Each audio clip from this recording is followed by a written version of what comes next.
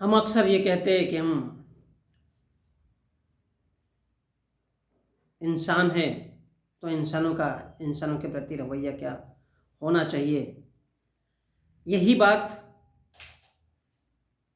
पूरी तरह से एक समानता पर टिकी होती है और बहुत से लोग इसे गलत समझते हैं। तो हमारी जो दुश्मनी है वो किसी जाति समुदाय से नहीं है, ना किसी वर्ण विशेष से है, ना किसी धर्म से है, ना किसी इंसान से है।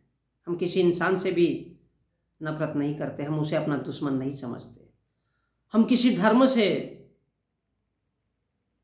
या किसी धर्म को हम दुश्मन नहीं समझते, हम किसी वर्ण को भी दुश्मन नहीं समझते, और ना ही किसी जाति को हम या किसी जाति के समुदाय को हम अपना दुश्मन मानते हैं। हमारी दुश्मनी किससे है? हमारी दुश्मनी है जाति व्यवस्था से। अब जाति व्यवस्था की बात आती है तो जाति व्यवस्था से क्यों? जाति व्यवस्था से इसलिए क्योंकि कैसे हो सकता है कि कोई मुख से पैदा होने के बाद एक श्रेष्ठ हो गया और एक कोई पैर से पैदा हो गया। आपने इतने सारे जीवों को देखा है, प्राणियों को देखा है, हमेशा मादा के पेट से ही हर एक कोई पैदा होता है। किसी के मुख से पैदा होते हुए कभी देखा है? और जब वो हुआ तो जो मुख से पैदा होने वाला था वो श्रेष्ठ हो गया, और जो पैरों से पैदा हुआ वो शूद्र कहलाया, नीच कहलाया। कभी ऐसा हो सकता है? जो एक को बहुत बड़ी जाति का बताए और एक को अत्यंत नीच बताए, और वो ये बताए कि ये जो उच्च जाति वाला है वो उच्च जाति वाले की नीची जाति वाला सेवा करेगा। अर्थात ऐसा क्यों भाई? उच्च जाति वाले का भी तो कर्तव्य है कि उसने नीची जाति वाले का सेवा करना चाहिए। अगर जो ऊंचा जाति वाला है, अगर वो छोटे वाले की सेवा नहीं कर सकता तो छोटा वाला क्यों उसकी सेवा करे भाई?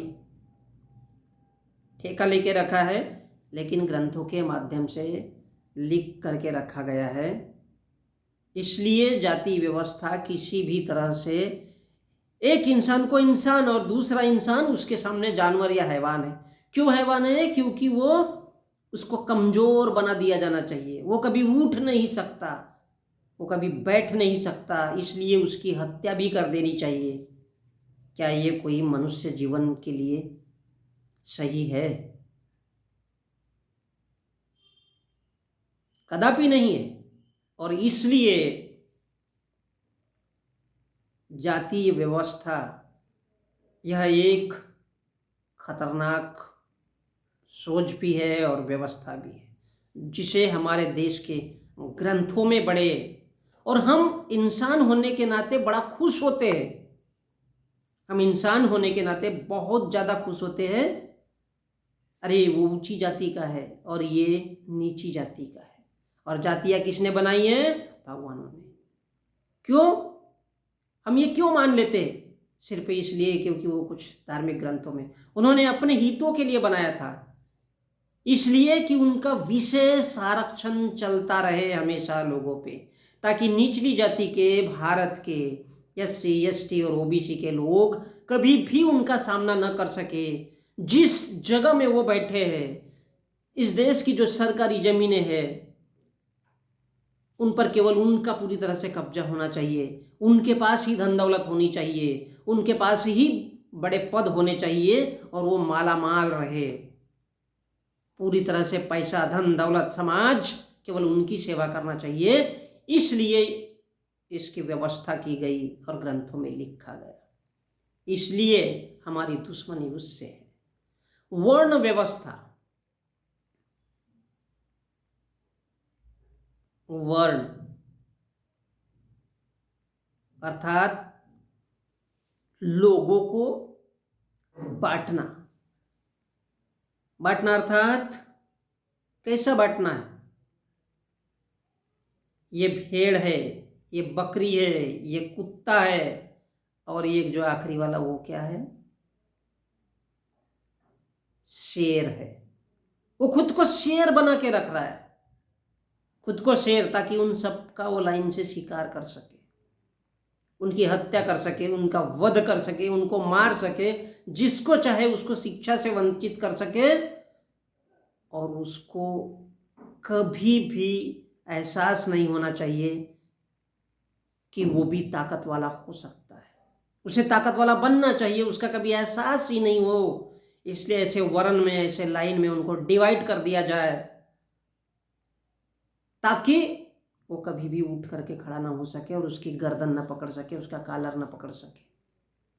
उसको इस बात का एहसास ही नहीं होना चाहिए, वो कभी जागृत ही नहीं होना चाहिए कि वो भी, उसके अंदर भी एक शेर होता है। इसलिए ये ऐसा वर्ण बना दिया गया है, अर्थात दंड प्लस भेद दोनों का मिला जुला स्वरूप वर्ण, ताकि वो केवल और केवल गुलामी के लिए बना है। उसे हमेशा यही बात याद रखनी चाहिए, और इसलिए हम वर्ण व्यवस्था से हमारी दुश्मनी है। हम उन लोगों से नहीं, किसी वर्ण से हमारा दुश्मनी नहीं है, हमारी दुश्मनी वर्ण व्यवस्था से है, क्योंकि वो मनुष्य को मनुष्य जैसा या मनुष्य होने का अस्तित्व नहीं होने देती। हम इंसान है, इस बात का हमको एहसास नहीं होने दिया जाता है। इसके माध्यम से अंधविश्वास और पाखंड से, अंधविश्वास जहाँ फैलता है तो वहाँ बाबागिरी फैलती है, चमचागिरी फैलती है, और उनको कमाने का एक ऐसा जरिया मिलता है जिससे वही लोग केवल अमीर बन सकते हैं। तुम कभी भी उनकी बराबरी नहीं कर सकते, सदियां बीत जाए तुम कभी बराबरी नहीं कर सकना चाहिए उनकी, तुम उनके बराबर की लाइन में खड़े नहीं होना चाहिए। इसलिए उस अंधविश्वास को बोया जाता है। अंधविश्वास, अदरक लहसुन प्याज नहीं खाना चाहिए, ये अंधविश्वास है। जबकि वे 100% ये है कि वो 95% हमारे मानव के शरीर में होने वाली बीमारियों को कंट्रोल कर सकता है, तो बोले उसी को नहीं खाना चाहिए। अब चूंकि वो बाबा लोग बता रहे हैं तो सब लोग को तो स्वीकार करना ही है, क्योंकि लोग तो अंधे ही है, उनके ही पास जाते हैं, तो ये अंधविश्वास है। और जब लोग बीमार होंगे तो उनके पास जाना ही जाना है। ठीक उसी प्रकार पाखंड, कर्मकांड, यज्ञ करो, उसमें पवित्र सामग्री को जला देना, जो लोगों को, गरीब लोगों को खाना नहीं मिलती है। दूध हमारे देश में मंदिरों, शिवलिंगों पर जो चढ़ाया जाता है, लेकिन किसी गरीब को खाने के लिए, पीने के लिए नहीं दिया जाता, क्योंकि वो कुपोषित होना चाहिए, भले ही उस दूध का वो वेस्ट कर दे या वेस्ट हो जाए, चलेगा। तो इसलिए हमारी दुश्मनी किसी जाति समुदाय से नहीं है, ना किसी वर्ण विशेष से है, ना किसी धर्म से है, ना किसी इंसान से है। हमारी दुश्मनी जाति व्यवस्था से है, वर्ण व्यवस्था से है, अंधविश्वास और पाखंड से है, जो इसको बढ़ावा देता है, जो इसको बढ़ावा देता है, बढ़ा के रखता है। हमें सच में उसका विरोध करना चाहिए। यदि हम इंसान है तो, जानवर है तो कभी नहीं कर पाएंगे।